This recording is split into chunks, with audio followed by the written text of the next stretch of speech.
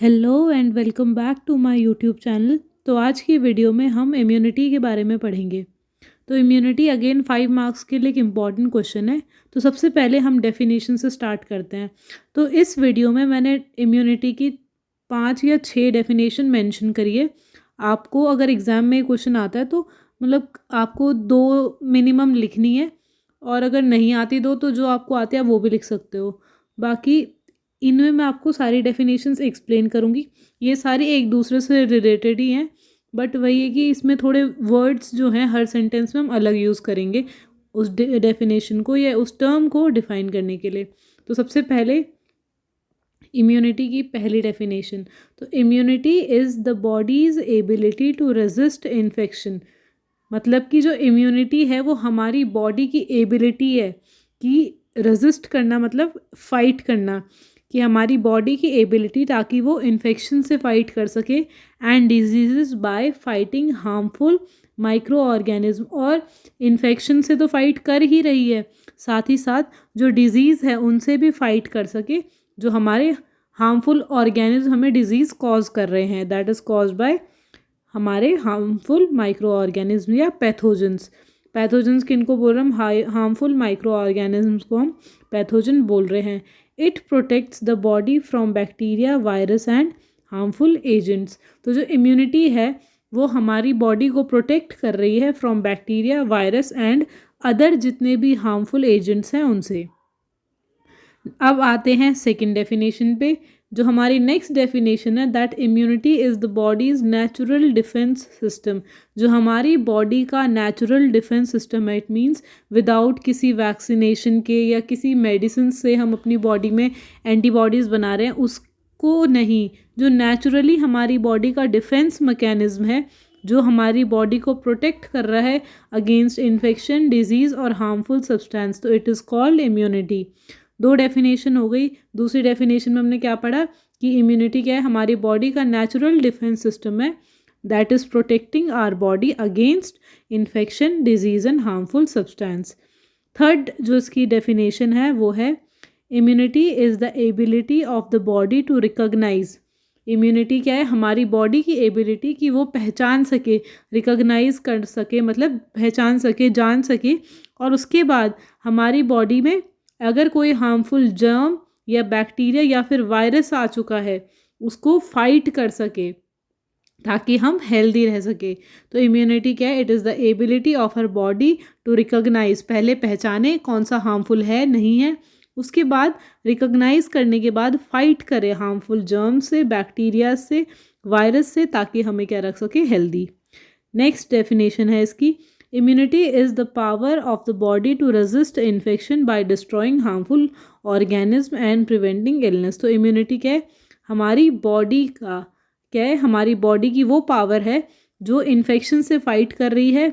कैसे फाइट कर रही है? By destroying harmful micro organism. जो हार्मफुल माइक्रो ऑर्गेनिज्म है उनको डिस्ट्रॉय करके, किल करके, और जो इलनेस है, बीमारी है या जो डिजीज़ है उसको प्रिवेंट करके, जो हमारी बॉडी की पावर जो है उसे हम क्या बोल रहे हैं? इम्यूनिटी। और इम्यूनिटी की वजह से ही हम इन माइक्रो ऑर्गेनिज्म को जो हार्मफुल है उनको डिस्ट्रॉय कर पा रहे हैं और इलनेस, बीमारी को प्रिवेंट कर पा रहे हैं। इसी की वजह से, इम्यूनिटी की वजह से क्या होते हैं? हम हेल्दी रह पाते हैं। जो नेक्स्ट और लास्ट डेफिनेशन है इम्यूनिटी की वो है हमारी, immunity is the bodies biological defence mechanism. Again हमारी बॉडी का बायोलॉजिकल डिफेंस मैकेनिज्म है immunity, that protects against harmful pathogens. जो हार्मफुल माइक्रो ऑर्गेनिज्म है, बैक्टीरिया है, वायरस है, उनके अगेंस्ट वो हमें प्रोटेक्ट कर रही है हमारी इम्यूनिटी। टॉक्सिन्स जो होते हैं, हार्मफुल टॉक्सिन्स, उसके अगेंस्ट हमें प्रोटेक्ट कर रही है। कोई भी फॉरेन सब्सटेंस है उसके अगेंस्ट भी हमें प्रोटेक्ट कर रही है बाय रिकॉग्नाइजिंग। पहले रिकॉग्नाइज, पता कर रही है या देख रही है कि वो क्या चीज़ है, रिकॉग्नाइज पता लगाना, एंड उसके बाद न्यूट्रलाइज कर दे रही है them through specific and non specific responses. उसके बाद जब हमारी बॉडी को पता लग गया कि ये फॉरेन सब्सटेंस है या वो हमारी बॉडी के लिए हार्मफुल है, तो उसको क्या करेगी? न्यूट्रलाइज, किल कर देगी, और अगर वो नहीं है तो उसको वैसे ही एज इट इज़ रहने देगी हमारी बॉडी में। तो ये हो गई हमारी टोटल 5 डेफिनेशंस ऑफ इम्यूनिटी। इनमें से आपको वैसे तो आई होप आपको सारी समझ में आई होंगी, बट 2 से 3 मिनिमम, अगर 5 नंबर का है तो आप और करके डेफिनेशंस लिख सकते हो। और ये सारी वैसे भी ईजी डेफिनेशंस है, they all are related to each other, है ना। तो अब आगे पढ़ते हैं टाइप्स ऑफ इम्यूनिटी। तो इसको हम फ्लो चार्ट की हेल्प से समझते हैं। सबसे पहले जो इम्यूनिटी है, it is divided into 2 types, that is innate immunity and acquired immunity. ठीक है, तो इम्यूनिटी है, it is divided into 2 parts, innate and acquired. Then जो हमारी इनेट इम्यूनिटी है, it is divided into specific and non specific immunity. और जो हमारी एक्वायर्ड है, it is divided into two categories, that is active and passive. अब जो हमारी एक्टिव और पैसिव होती है, ये दोनों हमारी नेचुरल और आर्टिफिशियल, और सिमिलरली ये भी नेचुरल एंड आर्टिफिशियल होती है।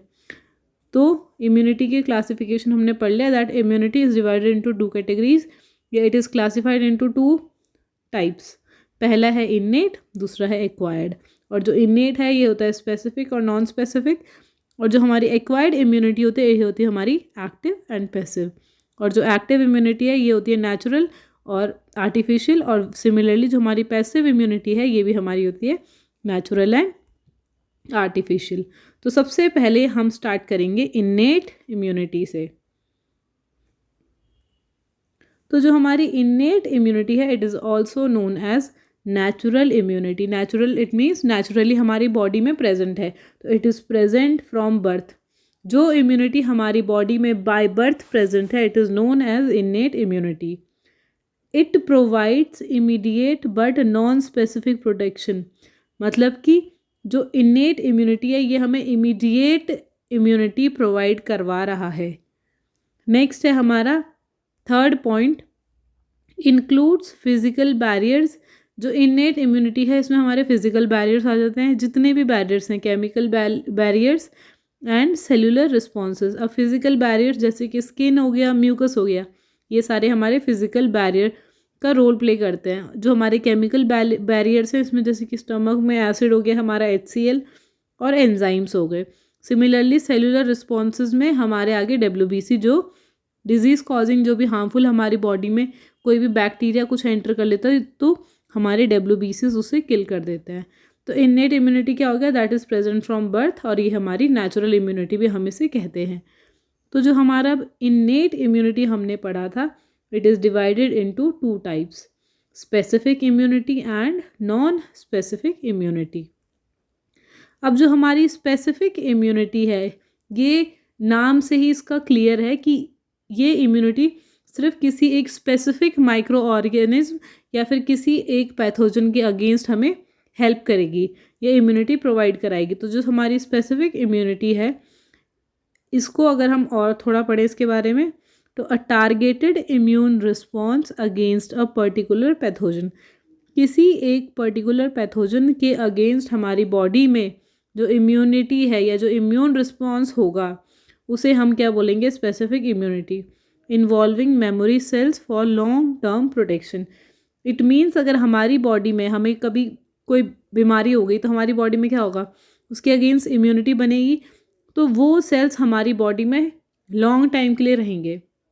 तो वो किसी एक, जैसे कि अगर हमें कुछ TB हो गया तो TB के अगेंस्ट हमारी बॉडी में कुछ एंटीबॉडीज़ बनेंगी, तो वो हमें स्पेसिफिक इम्यूनिटी प्रोवाइड कराएंगे। इन फ्यूचर अगर हमें सिमिलरली वैसे ही कुछ TB के सिम्टम्स आ रहे हैं, कुछ बैक्टीरिया हमारी बॉडी में आ गए, तो वो क्या करेगा, हमारे उन सेल से फाइट करेगा। और हो सकता है कि हमें मतलब सिम्टम्स दिखे भी ना, और वो हमारी बॉडी में TB का बैक्टीरिया एंटर करे, और हमारी बॉडी में क्योंकि हमें एक बार ऑलरेडी हो चुका है, तो वो क्या करेगा, जो पहले वाली एंटीबॉडीज़ थी वो उसे किल कर देंगी।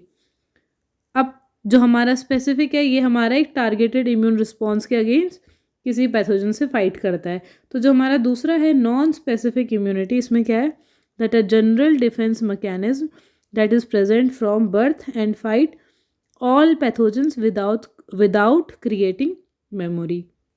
तो जो हमारा स्पेसिफिक इम्यूनिटी था, ये क्या कर रहा था कि मेमोरी सेल्स बना रहा था ताकि ये किसी एक पर्टिकुलर चीज़ से ही फाइट करे। बट जो नॉन स्पेसिफिक है, it is present from birth, और ये सारे ही पैथोजन से, जो डिजीज़ कॉजिंग माइक्रो ऑर्गेनिज्म है, सबसे फाइट करता है, जो नॉन स्पेसिफिक इम्यूनिटी है। तो हमने इनेट इम्यूनिटी पूरा पढ़ लिया है, इसमें हमने स्पेसिफिक और नॉन स्पेसिफिक भी पढ़ लिया है।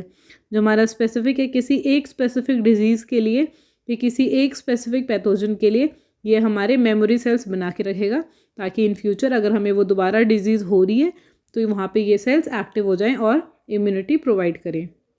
और जो नॉन स्पेसिफिक हैं ये सारे ही जितने भी हमें हमारी बॉडी में जितने भी पैथोजन्स हैं उनके अगेंस्ट ये फाइट करते हैं। अब आते हैं हम हमारे एक्वायर्ड इम्यूनिटी पे। तो जो हमारा एक्वायर्ड इम्यूनिटी है इसको हम बोलते हैं अडैप्टिव इम्यूनिटी। अडैप्टिव मतलब जो हमने बर्थ के बाद, एक्वायर्ड जो है वो बाय बर्थ नहीं है, जो हमारी इनेट है वो है हमारी बाय बर्थ। तो एक्वायर्ड जो है इसको हम अडैप्टिव इम्यूनिटी भी बोलते हैं, जो हम अडैप्ट कर रहे हैं, बाय बर्थ नहीं है, बाय बर्थ इनेट है। जो हम बर्थ के बाद जो हमें इम्यूनिटी मिल रही है उसे हम बोलेंगे एक्वायर्ड इम्यूनिटी। तो it develops after exposure to infection और वैक्सीन्स। जो हमारी बॉडी में एक्वायर्ड इम्यूनिटी कब डेवलप होगी, जब या तो हमें इन्फेक्शन हो गया है उसके बाद हमारी बॉडी में एंटीबॉडीज़ बन जाएगी तब होगा, या हमारी बॉडी हमने वैक्सीनेशन हुआ है हमारा, अगर हमें वैक्सीन्स के हम कांटेक्ट में आए हैं तो क्या होगा, अगर हमें वैक्सीनेशन हो चुका है, हमें इंजेक्शंस लग चुके हैं तो उससे क्या होगा, हमारी बॉडी में एक्वायर्ड इम्यूनिटी बन जाएगी।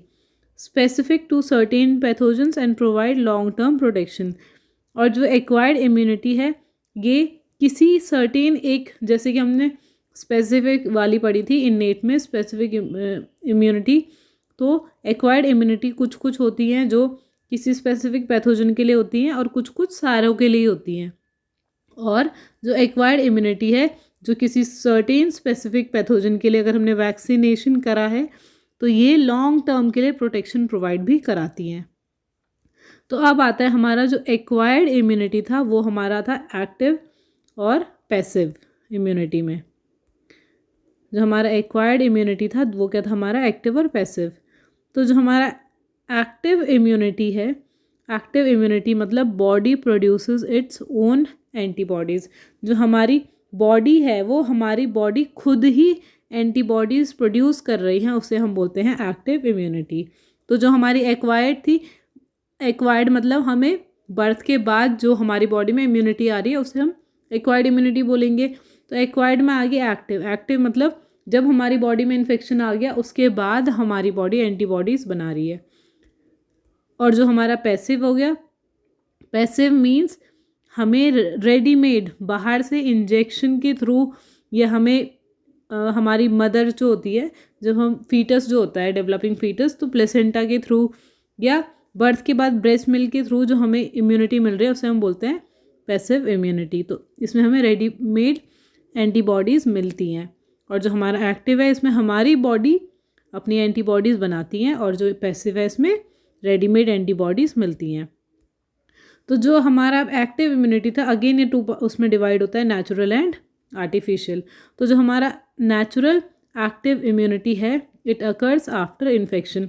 जब हमारी बॉडी में कोई इन्फेक्शन हो जाता है उसके बाद हमारी बॉडी जब एंटीबॉडीज़ बनाती है तो उसको हम बोलते हैं नेचुरल एक्टिव इम्यूनिटी, जैसे कि चिकन पॉक्स। उसके बाद नेचुरल के अलावा आता है artificial active immunity. It means जैसे कि जब हम किसी को वैक्सीनेशन देते हैं, वैक्सीनेशन करते हैं किसी पेशेंट का, तो हम उन्हें क्या कर रहे हैं, एंटीबॉडीज़ प्रोड्यूस करवा रहे हैं उनकी बॉडी में या इंजेक्ट कर रहे हैं। तो जैसे कि पोलियो वैक्सीन, तो ये हो गया हमारा आर्टिफिशियल एक्टिव इम्यूनिटी। सिमिलरली जो पैसिव इम्यूनिटी था इसमें हम रेडीमेड एंटीबॉडीज़ दे रहे हैं। तो जैसे कि नेचुरल कैसे, from mother to baby through placenta और ब्रेस्ट मिल्क। तो नेचुरल में मदर टू बेबी दे रहे हैं और आर्टिफिशियल में हम क्या कर रहे हैं, इंजेक्शन के थ्रू एंटीबॉडीज़, जैसे कि एंटी रेबीज़ वाले इंजेक्शन हम दे रहे हैं पेशेंट को। तो अगर पेशेंट को कभी रेबीज़ हो भी गया तो ऑलरेडी उनकी बॉडी में क्या होगा, एंटी रेबीज़ के वो होंगी, एंटीबॉडीज़ होंगी, और उसके बाद क्या होगा, वो इजीली उससे फाइट कर लेगा।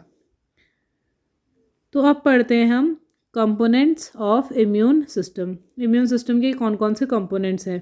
पहला है WBC। WBC stands for white blood cells. अगर आपको WBC, जैसे हम रेड ब्लड सेल्स को इरिथ्रोसाइट्स बोलते हैं। तो अगर आपको WBC का सिमिलरली दूसरा नाम पता है तो आप मुझे कमेंट सेक्शन में बता सकते हैं।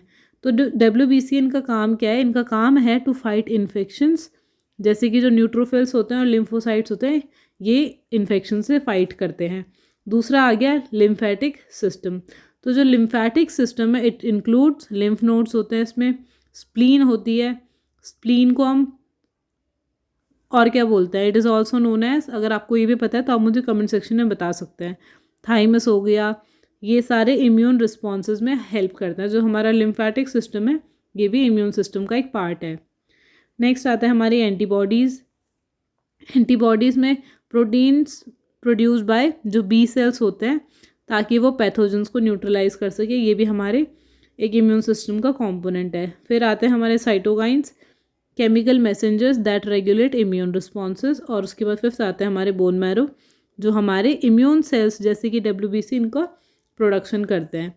बाकी कंपोनेंट में आपको अगर आप सिर्फ WBC, lymphatic system, antibody, cytokines और बोन मैरो इतना भी लिखोगे तो इतना भी चल जाएगा। आप इनको डिफाइन नहीं भी करोगे ये सब तो भी कोई बात नहीं, और कंपोनेंट्स ना भी लिखो तो ये भी कुछ इतना इम्पॉर्टेंट नहीं है। इसके बाद अब हम पढ़ेंगे फैक्टर्स अफेक्टिंग इम्यूनिटी। अब ऐसे कौन कौन से फैक्टर्स हैं जो इम्यूनिटी को अफेक्ट करते हैं? तो सबसे पहला फैक्टर है दैट इज़ एज।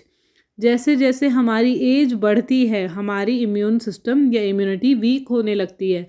तो infant and elderly have weaker immune system. और जो छोटे बच्चे होते हैं ऑफकोर्स उनमें भी क्या होती है? कम इम्यूनिटी होती है। या तो जो छोटे बच्चे हैं या फिर जो बूढ़े लोग हैं, ओल्ड एज जो पीपल हैं, उनकी एज वाले लोगों को क्या होता है? उनकी इम्यूनिटी कम होती है, दे हैव वीकर इम्यूनिटी, और उनका इम्यून सिस्टम भी वीक होता है। नेक्स्ट है न्यूट्रिशन। अगर हम प्रॉपर न्यूट्रिशन नहीं लेंगे तो ऑफकोर्स वो भी हमारी इम्यूनिटी को अफेक्ट करेगा। तो प्रॉपर डाइट जो अगर हम ले रहे हैं तो हमारी इम्यूनिटी को क्या करेगा? वो बूस्ट करेगा, बढ़ाएगा। नेक्स्ट है स्ट्रेस। स्ट्रेस की वजह से भी हमारा इम्यून रिस्पॉन्स या इम्यून सिस्टम क्या होता है? वीक हो जाता है। स्लीप प्रॉपर नींद ना लेने से, 6 से 8 घंटे की नींद ना लेने की वजह से भी हमारा इम्यून सिस्टम जो होता है वो प्रॉपर रिकवर नहीं हो पाता है। और वैक्सीनेशन भी एक फैक्टर है जो इम्यूनिटी को अफेक्ट करता है, क्योंकि हमने जो पढ़ा था पैसिव इम्यूनिटी जो हमारा एक्वायर्ड होता है उसमें वैसे मेनली वैक्सीनेशन आता ही है। तो जो एक्वायर्ड इम्यूनिटी हमें तभी तो मिलेगी जब हम वैक्सीनेशन करेंगे। तो अगर हम वैक्सीनेशन हमने कराई नहीं है तो हमारी इम्यूनिटी कैसे स्ट्रेंथन होगी, कैसे मजबूत होगी? तो ये सारे क्या थे? हमारे फैक्टर्स थे। इसके अलावा और भी काफ़ी सारे फैक्टर्स हैं, तो मेनली ये 5 यही है। नेक्स्ट है डिसऑर्डर्स ऑफ इम्यून सिस्टम। तो इम्यून सिस्टम से रिलेटेड काफ़ी डिसऑर्डर्स भी हैं। ये मेडिकल, सर्जिकल, नर्सिंग में वैसे डिसऑर्डर्स हम पढ़ते हैं। तो पहला है इम्यूनो डेफिशिएंसी डिजीज़, जैसे कि वीकेंड इम्यूनो डेफिशिएंसी मतलब जब हमारा इम्यून सिस्टम बहुत वीक हो जाता है उसकी वजह से। तो जैसे कि HIV एड्स हो गया, जब हमारा इम्यून सिस्टम वीक होता है तो तब हमें एड्स या HIV हो सकता है। दोनों वैसे HIV की वजह से ही एड्स होता है। नेक्स्ट है ऑटो इम्यून डिजीज़ भी हमें हो सकती है, जैसे कि हमारी बॉडी के खुद ही सेल्स हमारी बॉडी को अटैक करेंगे, जैसे कि रूमेटॉइड अर्थराइटिस हो गया, लुपस हो गया। इन दोनों में क्या होता है? हमारी बॉडी के सेल्स खुद ही हमारे बॉडी के सेल्स को ही किल करते हैं।